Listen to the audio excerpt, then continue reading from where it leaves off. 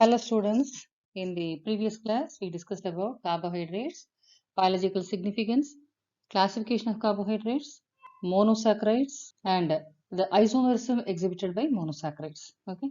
So in today's class we shall learn about Van Hoff's rule, Kleane-Sinohydrin synthesis, mutarotation and linear and cyclic structures of glucose.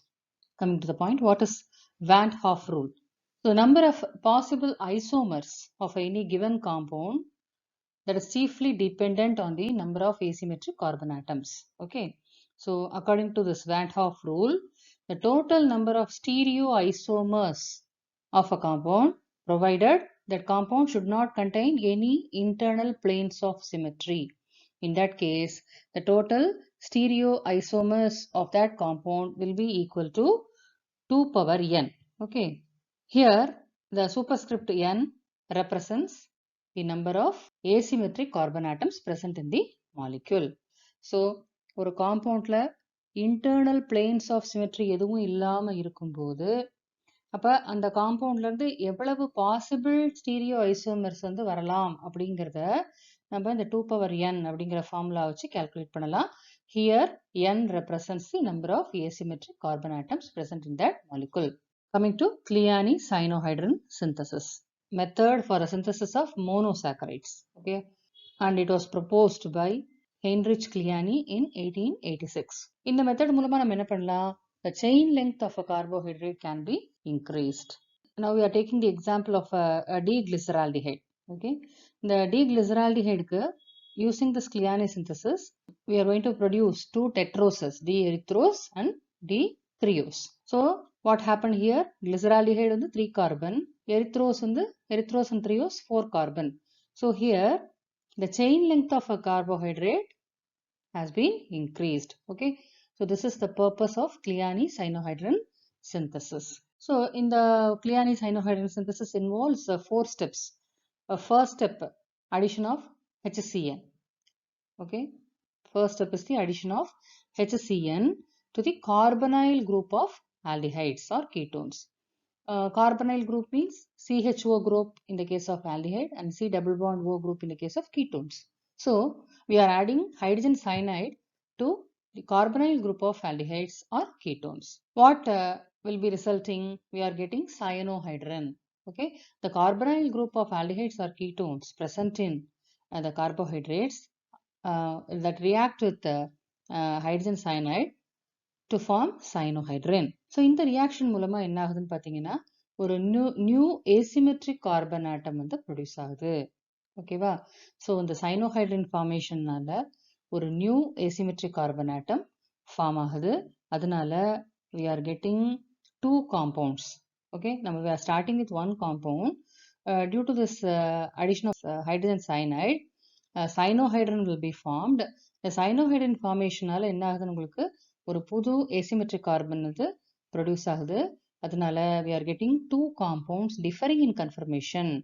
அந்த புதுசா form ஆன asymmetric carbon இருக்கு இல்லையா, அந்த கார்பனோட ஓரியன்டேஷனை depend பண்ணி two different compounds we are getting.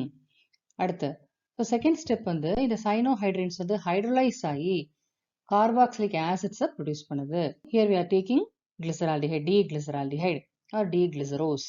You already know D or L notation எப்படி கொடுக்கிறோம்? Based on the orientation of the OH group of the penultimate carbon atom. That is orientation of the OH. We have to look at the OH group present in the asymmetric carbon which is farthest from the functional group. That is carbonyl group. Aldehyde groupல இருந்து farthest இருக்கக்கூடிய asymmetric carbonல OH group-ஓட orientation எப்படி இருக்கு? OH group right hand sideல இருந்ததுன்னா then we call it as D, capital D. இதே OH group வந்து left hand sideல இருந்ததுன்னா capital L அப்படின்னு சொல்றோம். You should not confuse capital D and capital L with small d and small l. Small d and small l வந்து நம்ம எதுக்கு use பண்ணுவோம் அப்படின்னாக்கா dextro and levo rotatory வந்து எக்ஸ்பிரஸ் பண்றதுக்காக நம்ம small d and small l வந்து use பண்ணுவோம். ஓகேவா? That is optical rotation. இங்க வந்து capital D and capital L configuration depends upon the orientation of the OH group of the penultimate carbon atom. Okay. இங்க வந்து என்ன இருக்கு? OH group வந்து இங்க ரைட் ஹேண்ட் சைடில் இருக்கு. So it is D-glyceraldehyde. What is the first reaction? Cyanohydrin formation. இப்போ hydrogen cyanide வந்து ஆட் பண்ணுறோம். அப்போ என்ன இருக்கு உங்களுக்கு, இந்த ஆல்டிஹைடு குரூப் இருக்கு இல்லையா, CHO குரூப், அது வந்து இந்த ஹைட்ரஜன் சயனைடோட ரியாக்ட் பண்ணியிருக்கு. இந்த ஹைட்ரஜன் போய் என்ன இருக்கு அப்படின்னா, இந்த ஆல்டிஹைடு குரூப்ல உள்ள டபுள் பாண்ட் ஓவோட ஜாயின் பண்ணி CHOH மாறிடுது. அதுக்கப்புறம் சயனைடு வந்து மேலே அட்டாச் ஆயிருக்கு. ஓகேவா? ஸோ இப்போ இந்த கார்பன் தான் வந்து நியூலி ஃபார்ம்டு ஏசிமெட்ரிக் சென்டர். அப்போ இந்த கார்பனுடைய HOH ஓரியன்டேஷனை பொறுத்து இங்கே பார்த்தீங்கன்னா HOH அப்படின்னு ஒரு காம்பவுண்ட் ஃபார்ம் ஆயிருக்கு. அனதர் காம்பவுண்ட்ல OHH அப்படின்ட்டு இருக்கு. ஓகேவா? Due to the formation of a new asymmetric center, we are getting two different compounds. What is the next step? Hydrolysis. So இதில் என்ன ஆகுது அப்படின்னாக்கா, இங்கே ஹைட்ராலிசிஸ் நடந்து அமோனியா ரிமூவ் ஆகுது, 2 வாட்டர் மாலிகுல்ஸ் ஆட் ஆகுது. அது மூலமா இங்கே we are getting carboxylic acid. Okay, COOH வந்து ஃபார்ம் ஆயிருக்கு. ஸோ தேர்ட் ரியாக்ஷன் என்ன அப்படின்னா, இப்போ ஃபார்ம் ஆன கார்பாக்சிலிக் ஆசிட் இருக்கு இல்லையா, அது வந்து லாக்டோனா கன்வெர்ட் ஆகுது. லாக்டோன் ரிங் வந்து ஃபார்ம் ஆகுது. அடுத்து ஃபோர்த் ஸ்டெப்ல என்ன ஆகும் அப்படின்னா, அந்த லாக்டோன் வந்து ரெடியூஸ் ஆகி கரஸ்பாண்டிங் ஆல்டோசஸா மாறுது. இப்போ இப்படி நமக்கு கிடைச்ச ஆல்டோஸ் பார்த்தீங்கன்னா, நம்ம எடுத்துக்கிட்ட பேரண்ட் ஆல்டோஸை விட இப்போ இதில் ஒரு கார்பன் வந்து எக்ஸ்ட்ராவா இருக்கும். So increase in the chain length of the carbon. ஓகேவா? அதுதான் வந்து purpose of Kiliani synthesis. So இப்போ இந்த ஃபோர்த் ஸ்டெப் என்ன ஆகுது, லாக்டோன் ரெடியூஸ் ஆகி we are getting aldoses which contain one carbon atom more than their parent sugar. இப்போ glyceraldehyde நம்ம எடுத்துக்கிட்டோம், அதுல வந்து 3 கார்பன் இருக்கு. At the end of this reaction we are getting erythrose and threose, a 4 carbon compound. Okay, by this way, using this method Cleane cyanohydrin synthesis, we can increase the chain length of the carbon. Okay, so third step என்ன, lactonization. So இங்கே இதுக்கு previous ஸ்டெப்பில் நமக்கு என்ன கிடைச்சது, carboxylic acid கிடைச்சது. அதில் வந்து என்ன இருக்குது, வாட்டர் மாலிகுல் ரிமூவ் ஆகி நமக்கு லாக்டோன் ரிங் வந்து ஃபார்ம் ஆயிருக்கு. ஓகேவா? அடுத்த ஸ்டெப்பு ரிடக்ஷன். ஸோ இங்கே addition of hydrogen. Addition of ஹைட்ரஜன்னால என்ன இருக்கும், நமக்கு லாக்டோன்ஸ் வந்து ரெடியூஸ் ஆகி நமக்கு D-erythrose and D-threose வந்து கிடைச்சிருக்கு. So what is the difference in the structure of D-erythrose and D-threoseன்னு பார்த்தீங்கன்னா, இங்கே வந்து both contain aldehyde group, aldehyde functional group. Both are made up of 4 carbon. Okay, so difference arises due to the orientation of OH group. Okay, so இங்க வந்து second carbonல OH group right hand side இருக்கு, இங்க வந்து second carbonல OH group left hand side இருக்கு. So that is the difference between D-erythrose and D-threose. But both are D sugars only, because இந்த D conformation, capital D conformationக்கு நம்ம எதை பார்க்கணும், we have to look at the orientation of the OH group which is attached to the asymmetric carbon which is farthest from the aldehyde group. ஓகேவா? So aldehyde groupல இருந்து farthest இருக்கக்கூடிய asymmetric carbonல OH groupோட orientation எப்படி இருக்கு, அதை வச்சுதான், அந்த basis தான் நம்ம என்ன பண்றோம் அப்படின்னா, கேபிட்டல் டியா கேபிட்டல் எல்லா அப்படின்னு டெசிக்னேட் பண்றோம். ஸோ இந்த ரெண்டு சுகர்ஸ்லையும் பாருங்க, இப்போ எங்க இருக்கு, இந்த OH வந்து ரைட் ஹேண்ட் சைட்ல தான் இருக்கு. அதனால இது வந்து D-erythrose, இது D-threose. எரித்ரோஸ் த்ரியோஸ்க்கான டிஃபரன்ஸ்க்கு தான் நான் என்ன சொன்னேன் அப்படின்னா, இந்த நியூலி ஃபார்ம்டு ஏசிமெட்ரிக் கார்பன் இருக்கு இல்லையா, இந்த சைனோஹைட்ரன் ரியாக்ஷன் மூலமா ஒரு புதுசா ஒரு ஏசிமெட்ரிக் சென்டர் கிரியேட் ஆச்சுல, அங்க வந்து OH ஓட ஓரியன்டேஷன் டிஃபரெண்டா இருக்கு. அதனால we are getting D-erythrose and D-threose. D-glyceraldehyde வந்து நம்ம கிளியானி சைனோஹைட்ரன் சிந்தசிஸ்க்கு இன்வால்வ் பண்ணும்போது we are getting D-erythrose and D-threose. இதை நம்ம என்ன சொல்றோம்னா, டயாஸ்டீரியோ ஐசோமர்ஸ் ஆர் டயாஸ்டீரியோமர்ஸ் அப்படின்னு சொல்றோம். டயாஸ்டீரியோமர்ஸ்னா என்ன, isomers but not mirror images of each other. ஓகேவா? எனான்ஷியோமர்ஸ்னா என்ன சொல்லுவோம், mirror image of each other. But இங்க டயாஸ்டீரியோமர்ஸ்னா ஐசோமர்ஸ் தான், but not mirror images of each other. Okay, diastereomers different forms of a compound with two asymmetric center. Okay, and if two optical isomers are not enantiomers, then we can relate those compounds as diastereomers. And the diastereomers என்ன பண்ணும், they have different melting point, solubility and chemical properties. இப்போ நம்ம இந்த கிளியானி synthesis மூலமா 3 carbon கிளிசரால்டிஹைட்ல இருந்து ஆரம்பிச்சு 4 carbon erythrose and த்ரியோஸ் வந்து obtained பண்ணோம். we can extend this Cleane synthesis. We can repeat this Cleane synthesis. அப்போ அந்த 4 கார்பன் காம்பவுண்டை நம்ம ஸ்டார்டிங் மெட்டீரியலாக வச்சுக்கிட்டு இந்த Cleane synthesis அப்ளை பண்ணோம்னா we will get pentoses, 4 isomeric D-pentoses. And starting with 4 isomeric D-pentoses, we can get 8 isomeric D-hexoses. Okay va? So glyceraldehyde வச்சு start பண்ணும்போது we got D-erythrose and D-threose. அடுத்து இந்த எரித்ரோஸையும் த்ரியோஸையும் நம்ம ஸ்டார்டிங் மெட்டீரியலாக வச்சு Cleane சிந்தசிஸை வந்து extend பண்ணும்போது நமக்கு என்ன கிடைக்கும்? D ribose, D arabinose, D xylose, D lyxose வந்து கிடைக்கும். அடுத்து starting with D ribose we will get D allose, D altrose. And from D arabinose we will be getting D glucose, D manose. From D xylose we will get D gulose, D idose.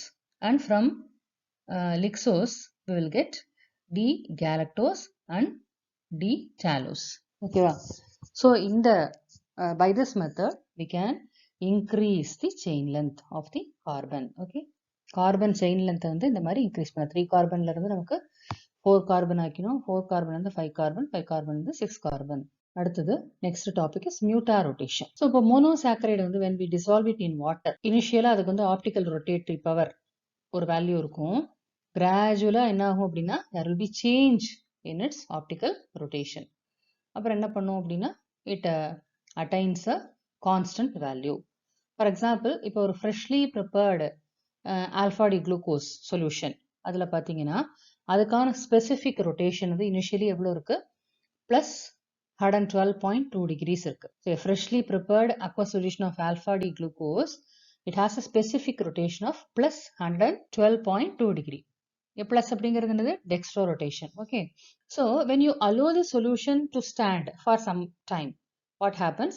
இந்த rotation value வந்து change ஆகிக்கிட்டே வந்து it reaches a constant value, that is plus 52 point. The rotation value இதுல இருந்து decrease ஆகி plus 52.7ல அதுக்கப்புறம் அதுல கான்ஸ்டன்டா இருக்கு. இந்த ஃபைனல் ஸ்டேஜை நம்ம ரீச் பண்ணணும் அப்படின்னாக்க நம்ம என்ன பண்ணலாம்? If we heat the solution or if you add some catalyst like acid or alkali, you can attain this final value very quickly. Okay. So in the gradual change in the specific rotation இருக்கு இல்லையா, அதோட specific rotation initially plus 112.2 degrees இருந்தது. After some time it gradually decreases and attains a constant value plus 52.7 degrees. இதைத்தான் நம்ம என்ன சொல்றோம் அப்படின்னா mutarotation அல்லது changing rotation அப்படின்னு சொல்றோம். இதுக்கு ஈக்குவலன்ட் டேர்ம்ஸ் என்னன்னு பார்த்தீங்கன்னா மல்டி ரொட்டேஷன், பை ரொட்டேஷன் அப்படிலாம் கூட நம்ம இதை சொல்லலாம். அதே மாதிரி if you take fresh solution of beta D glucose, அதோடைய ஸ்பெசிஃபிக் ரொட்டேஷன் வந்து இனிஷியலி எவ்வளோ இருக்குன்னா 18.7 degrees இருக்கு. அப்பான் ஸ்டாண்டிங் இந்த 18.7 அப்படிங்கிறது கிராஜுவலா இன்க்ரீஸ் ஆகி it attains the constant value 52.7. Okay, so alpha D glucose என்ன பண்ணுது? Initially it shows the specific rotation of plus 112.2 degrees and upon standing it attains the equilibrium whereby the rotation value, the specific rotation value changes, it decreases and it attains a constant value of plus 52.7 degrees. In the same way, beta D glucose, it shows the initial specific rotation value of plus 18.7 degree. Upon standing, this value gradually increases and attains the equilibrium. Okay. எல்லா reducing sugars, சில ketoses தவிர மற்ற எல்லாமே இந்த mutarotation அப்படிங்கிற இந்த ப்ராப்பர்ட்டியை வந்து எக்ஸிபிட் பண்ணுது. ஸோ இதுக்கு ரீசன் என்ன? இந்த சேஞ்ச் இன் ஸ்பெசிஃபிக் ரொட்டேஷன் வந்து எதனால ஏற்படுது அப்படின்னு பார்த்தீங்கன்னா, இந்த alpha D glucose and beta D glucose வந்து எதனால வருது? உங்களுக்கு இந்த ரிங் ஸ்ட்ரக்சர் ஃபார்மேஷனால. இந்த குளுக்கோஸை பொறுத்த வரைக்கும் பார்த்தீங்கன்னா அதுக்கு வந்து லீனியர் ஃபார்மும் இருக்கு, ரிங் ஸ்ட்ரக்சர் சைக்ளிக் ஸ்ட்ரக்சரும் இருக்கு இல்லையா? அப்போ அந்த சைக்ளிக் ஸ்ட்ரக்சர் அந்த எதனால ஃபார்ம் ஆகுது? நம்ம அந்த Hemi acetyl ring. If it is an aldose, hemiacetal ring formation, ketos are the hemiketal ring formation னால cyclic structure form ஆகுது. அப்ப இந்த cyclic structure வந்து என்ன ஆகும் அப்படின்னா, that is cyclic and linear வந்து interconvert ஆயிக்கும். ஓகேவா? ஸோ இந்த interconversionனால தான் உங்களுக்கு என்ன ஏற்படுதுனாக்கா அந்த specific rotation வந்து சேஞ்ச் ஆகுது. Okay, So due to the interconversion of cyclic and linear structures, there is a change in the specific rotation value, and that change in specific rotation is called as mutarotation. Okay. During this interconversion, அது என்ன பண்ணும், அந்த cyclic structure, for example இப்போ ஒரு alpha D குளுக்கோஸா இருக்குன்னு வச்சுக்கோங்க, அது வந்து ஓப்பன் செயின் ஸ்ட்ரக்சரை அசியூம் பண்ணிக்குது. எகெயின் இந்த ஓப்பன் செயின் ஸ்ட்ரக்சர் வந்து திரும்ப என்ன பண்ணலாம், ரிங் ஸ்ட்ரக்சருக்கு கன்வெர்ட் ஆகலாம். டியூரிங் தட் கன்வர்ஷன் அது வந்து திரும்ப ஆல்ஃபா டி குளுக்கோஸா தான் ஆகணுங்கிறது கிடையாது. It may also convert into beta D glucose. ஓகேவா? ஸோ சைக்ளிக் வந்து லீனியர் ஸ்ட்ரக்சரை அட்டைன் பண்ணிட்டு எகைன் லீனியர்ல இருந்து சைக்ளிக்கா மாறும்போது there is possibility for either anomer. Either it can form alpha anomer or beta அனாமர். ஓகேவா? பியூர் சாம்பிளா உங்களுக்கு அனாமர் வேணும் அப்படின்னா அது வந்து it is possible only in the solid state. சொல்யூஷன்ல பார்த்தீங்கன்னா it is not possible. Initially alpha D குளுக்கோஸோட ரொட்டேஷன், ஸ்பெசிஃபிக் ரொட்டேஷன் இவ்வளோ இருந்திருக்கு. ஓவர் டைம் என்ன ஆகுது அப்படின்னா இது வந்து டிக்ரீஸ் ஆகி ஒரு கான்ஸ்டன்ட் வேல்யூவை ரீச் பண்ணுது. அதே மாதிரி பீட்டா டி குளுக்கோஸ் வந்து இனிஷியலி அதோட ஸ்பெசிஃபிக் ரொட்டேஷன் 18.7 டிகிரிஸ் இருந்தது. அப்பான் ஸ்டாண்டிங் என்ன ஆகுது, இது கிராஜுவலாக இன்க்ரீஸ் ஆகி இந்த 52.7ங்கிற வேல்யூவை ரீச் பண்ணுது அப்படின்னு இதை வந்து கிராஃபிக்கலாக ரெப்ரசன்ட் பண்ணியிருக்காங்க. அடுத்து குளுக்கோஸோட ஃபார்முலா, இதோட மாலிகுலர் ஃபார்முலா நமக்கு தெரியும், C6H12O6. ஓகேவா?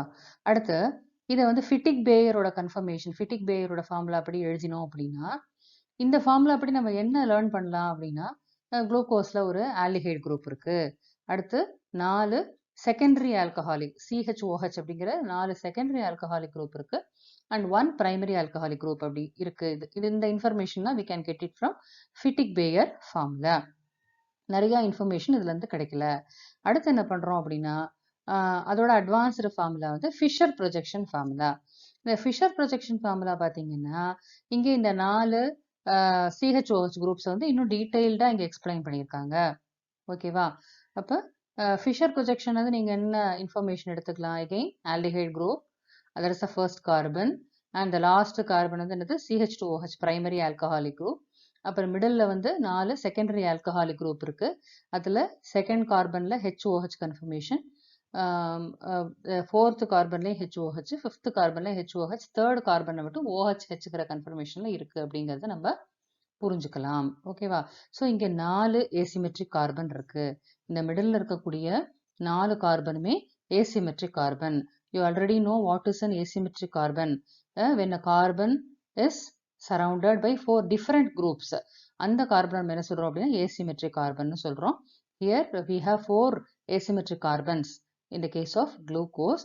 அப்ப நீங்க Van Hoff rule அப்ளை பண்ணீங்கன்னா 2 power n போட்டிங்கன்னா என்ன ஆகும்? ஸோ இதில் இன்டர்னல் பிளேன் ஆஃப் சிமெட்ரியும் இல்லை. ஸோ 2 power n சப்ஸ்டியூட் பண்ணீங்கன்னா 2 power 4. ஸோ நம்மளுக்கு how many isomers possible? 16 stereo isomers are possible in the case of glucose. அதை நம்ம ஆல்ரெடி பார்த்தோம், ஆலோஸ், ஆல்ட்ரோஸ், குளுக்கோஸ், மானோஸ், குளோசிடோஸ், கேலக்டோஸ், டாலோஸ், அந்த எல்லா டி ஃபார்ம் அண்ட் அதோட எல் ஃபார்ம் அதெல்லாம் சேர்ந்து தான் நம்ம என்ன சொல்றோம், 16 ஸ்டீரியோ ஐசோமர்ஸ் ஆஃப் குளுக்கோஸ் அப்படின்னு சொல்றோம். ஸோ இந்த ஃபிஷர் ப்ரொஜெக்ஷன் ஃபார்முலால ஃபர்ஸ்ட் நம்ம எதை வந்து எழுதுறோம் அப்படின்னாக்கா the most oxidized group, அதாவது இப்போ இந்த கேஸ் ஆஃப் குளுக்கோஸ் வந்து ஆல்டிஹைட் குரூப், அதை தான் வந்து நம்ம ஃபர்ஸ்ட் டாப்ல எழுதுறோம். அடுத்து அந்த கைரல் கார்பன்ஸ் எல்லாத்தையும் நம்ம என்ன பண்றோம், இன்டர்செக்ஷன், அந்த ஒவ்வொரு லைனும் இன்டர்செக்ட் ஆகிற இடத்துல கார்பன் இருக்கு இல்லையா, அதே மாதிரி HOH குரூப்ஸ் ஹரிசான்டல் லைன்ல வந்து ஹரிசான்டல் இன்டர்செக்டிங் லைன்ல HOH குரூப்ஸ் வந்து நம்ம காமிக்கிறோம். அதே மாதிரி CH2OH group primary alcoholic group வந்து கடைசி பாட்டம் மோஸ்ட் கார்பன்ல அதை எழுதுறோம். இந்த CH2OH இந்த 6th கார்பன் இருக்குல்லையா, அது வந்து கைரல் கார்பன் கிடையாது. அதே மாதிரி DNL நோட்டேஷன் என்னன்னு உங்களுக்கு தெரியும். எங்க பார்க்கணும், OH group on the chiral carbon farthest from the carbonyl group. Okay, aldehyde groupல இருந்து ரொம்ப farther-ஆ இருக்கக்கூடிய chiral carbonல OH group எப்படி இருக்கு அப்படின்னா இதுல என்ன, குளுக்கோஸ் வந்து 5th கார்பன்ல பார்க்கணும். 5th கார்பன்ல OH group எங்க இருக்கு, அந்த OH group வந்து ரைட் ஹேண்ட் சைட்ல இருந்ததுன்னா அது வந்து டி ஐசோமர், அது லெஃப்ட் ஹேண்ட் சைட்ல இருந்ததுனாக்க எல் ஐசோமர் அப்படின்னு நம்ம சொல்றோம். அடுத்து ரிங் ஸ்ட்ரக்சர். ஃபிஷர் ஃபார்முலாலையும் பார்த்தீங்கன்னா நம்மளுக்கு சில அதாவது மாலிகுலர் ஃபார்முலால நமக்கு C6H12O6 அப்படிங்கிற விஷயத்த மட்டும் தான் தெரிஞ்சுக்கிட்டோம். அடுத்தது ஃபிட்டிக் பேயரோட ஃபார்முலால கொஞ்சம் இன்ஃபர்மேஷன் கிடைச்சது. அதை விட அட்வான்ஸ்டா ஃபிஷர் ப்ரொஜெக்ஷன் ஃபார்முலா பார்த்தோம். அதுலேயும் கூட நம்மளுக்கு சில விஷயங்கள் கிடைக்கல, அது சில ப்ராப்பர்ட்டிஸ் எல்லாம் எக்ஸ்பிளைன் பண்ணல. ஏன் அப்படின்னு பார்த்தீங்கன்னா, இந்த ஆல்டிஹைட் குரூப் குளுக்கோஸை பொறுத்த வரைக்கும் அதில் ஆல்டிஹைட் குரூப் இருக்கு. இல்லை சில கீட்டோ சுகர்ஸ்ல என்ன இருக்கும், கீட்டோன் குரூப் இருக்கும். இந்த குரூப் ஆல்டிஹைட் குரூப்போ கீட்டோன் குரூப்போ என்ன பண்ணும் அப்படின்னா, ஆல்கஹாலிக் OH குரூப்போட ரியாக்ட் பண்ணி ஹெமி அசிட்டல் அல்லது ஹெமி கீட்டலை வந்து ஃபார்ம் பண்ணும். ஓகேவா? இப்போ வந்து sugar with more than 4 carbon ஆட்டம்ஸா இருந்தது அப்படின்னா, இந்த hemi acetal hemi ketal ring formation எங்க நடக்கும்னா அந்த மாலிகுல்குள்ளேயே நடக்கும். ஓகேவா?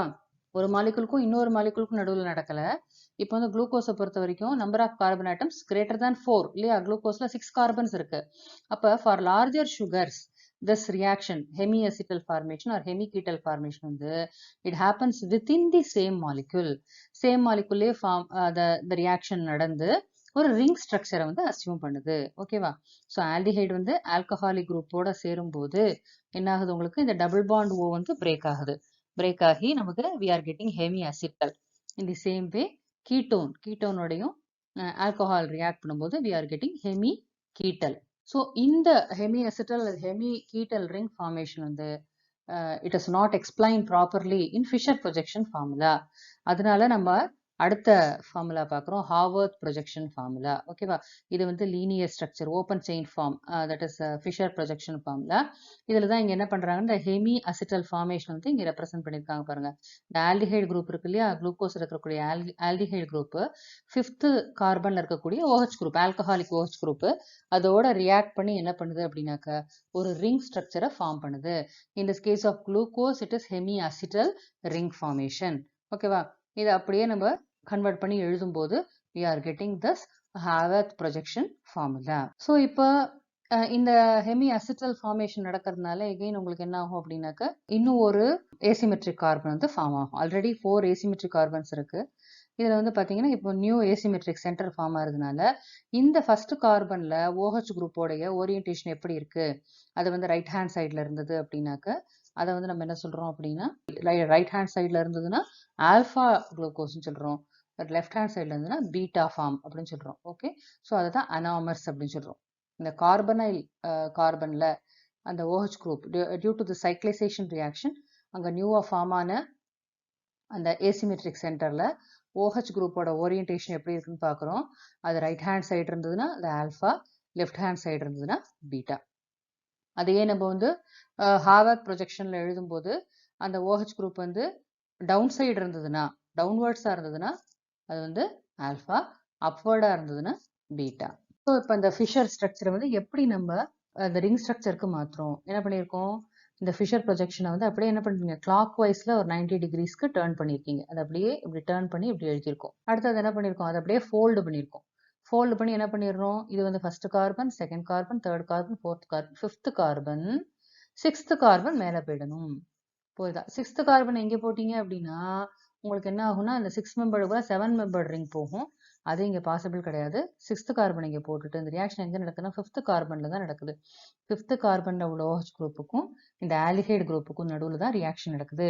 இங்கே என்ன ஆகுது, உங்களுக்கு இந்த 5th கார்பனில் இருக்கக்கூடிய OH குரூப் இருக்கு இல்லையா, அந்த ஆக்சிஜன் இந்த கார்பனோட என்ன பண்ணிது, கார்பனைல் கார்பனோட பாண்ட் ஃபார்ம் பண்ணிக்குது. அப்போ என்ன ஆகும், உங்களுக்கு இந்த டபுள் பாண்ட் வந்து பிரேக் ஆகும். ஓகேவா? அப்போ இந்த ஆக்சிஜனோட என்ன ஆயிடுதுன்னா இங்கே இருக்கிற ஹைட்ரஜன் வந்து அட்டாச் ஆயிடுது. ஸோ இந்த மாதிரி ஒரு ஸ்ட்ரக்சர் ஃபார்ம் ஆகுது. ஓகேவா? இப்போ இங்கே பார்த்தீங்கன்னா இதில் OH வந்து அப்வர்டாக இருக்கு. ஸோ இது என்னது, பீட்டா அனாமர். இப்போ இதே OH வந்து டவுன்வர்டில் இருந்ததுன்னா அது வந்து ஆல்ஃபா அனாமர். ஸோ ஆல்ஃபா டி குளுக்கோஸ்ல என்ன இருக்கு பாருங்க, ஆல்ஃபா டி குளுக்கோஸ் எல் குளுக்கோஸ்க்கு எதை வச்சு சொல்லுவோம்னு உங்களுக்கு ஏற்கனவே தெரியும்.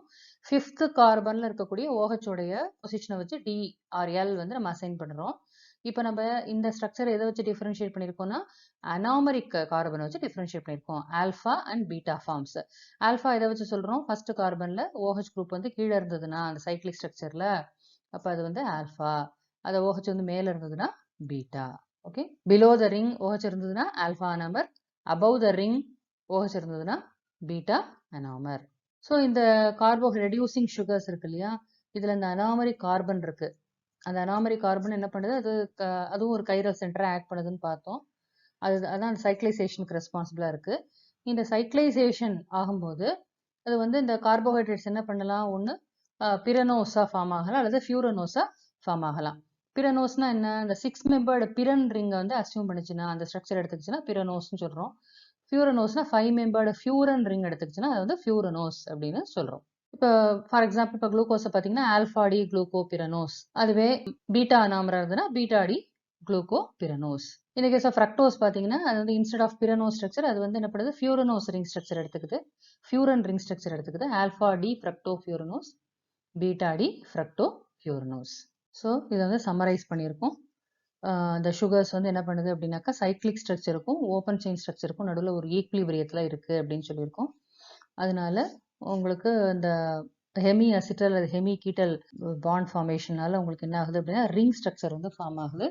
அடுத்து இந்த ரிங் ஃபார்ம் ஆகும்போது எய்தர் இது வந்து பைரன் ரிங் ஸ்ட்ரக்சரோ இல்லை ஃபியூரன் ரிங் ஸ்ட்ரக்சரையோ வந்து அசியூம் பண்ணிக்கும் அப்படின்னு சொல்லியிருக்கோம். இந்த சைக்ளைசேஷனால நியூ ஏசிமெட்ரிக் சென்டர் வந்து C1ல ஃபார்ம் ஆகுது.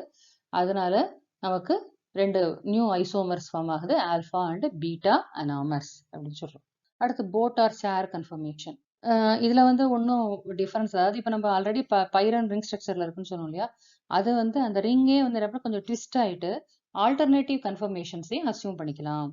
இது வந்து போட் கன்ஃபர்மேஷன், இது வந்து சேர் கன்ஃபர்மேஷன். ஓகே, அதே மாதிரி தான் அங்கே எப்படி அரேஞ்ச்மெண்ட் நம்ம HOHலாம் அரேஞ்ச் பண்ணோமோ அதே மாதிரி தான். இது வந்து first carbon, second, third, fourth, fifth, sixth. ஓகேவா? எகைன் இங்கேயும் வந்து OH குரூப் வந்து டவுன் சைடு எழுதணும் அப்படின்னாக்கா பிலோ தி ஸ்ட்ரக்சர் எழுதணும்னா இது வந்து ஆல்ஃபா ஃபார்மு. இந்த OHA வந்து அபவ் த பிளேன் எழுதணும்னா அது வந்து பீட்டா ஃபார்ம். இது வந்து போர்ட் ஸ்ட்ரக்சர், இது வந்து சேர் கான்ஃபிகரேஷன். போர்ட் ஸ்ட்ரக்சரில் உங்களுக்கு ஆல்ஃபா டி குளுக்கோஸையும் பீட்டா டி குளுக்கோஸையும் காமிச்சிருக்காங்க. புரியுதா? HOH இருக்கு ஆல்ஃபா டி குளுக்கோஸில், OHH இருந்தாக்கா பீட்டா டி குளுக்கோஸ். ஸோ இது வந்து first carbon, second carbon, third one, fourth, fifth and sixth CH2OH. இது வந்து சேர் ஃபார்ம். ஸோ ஓகே, இந்த சேர் ஃபார்மில் பார்த்தீங்கன்னா இது வந்து carbon, first carbon, second carbon, third carbon, fourth carbon, fifth carbon, sixth carbon CH2OH. ஓகேவா?